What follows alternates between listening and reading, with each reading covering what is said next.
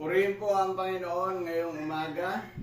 Ngayong umaga, mula sa mga awit 37 verse 6. Ang kabutihan ng Diyos ay magliliwanag katulad ng tanghaling tapat.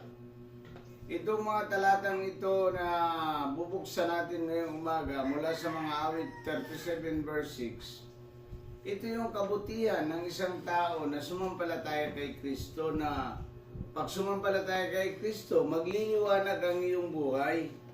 Makikita ito ng maraming mga tao at magliliwanag ito.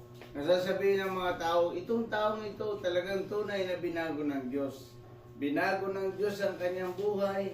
Nakita ang Panginoon na parang isang araw na lumiliwanag kung tanghaling tapat. Ito ang buhay ng isang Kristiyano.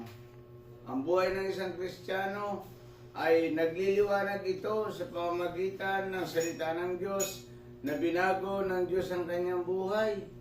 Bilang Panginoon at tagapagligtas ng ating buhay, binago tayo ng Diyos. Iyon ang nagliliwanag upang makita ito ng maraming mga tao na si Kristo ang Diyos at Panginoon ng lahat ng mga tao, upang ang lahat ng tao ay maligtas at makakilala sa Diyos at maligtas ang kanilang buhay.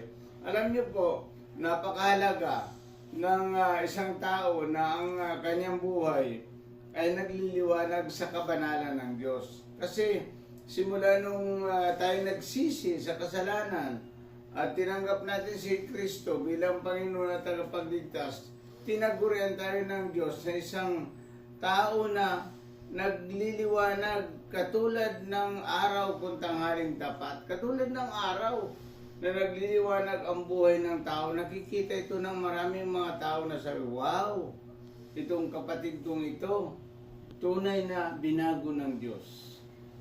Makikita iyon ng mga tao.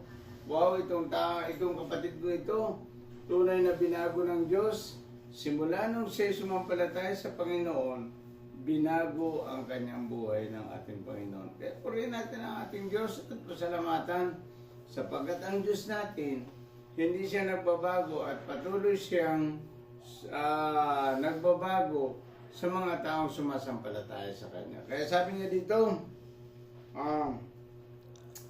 ang kabutihan mo ay magliliwanag katulad ng araw kung tanghaling tapat.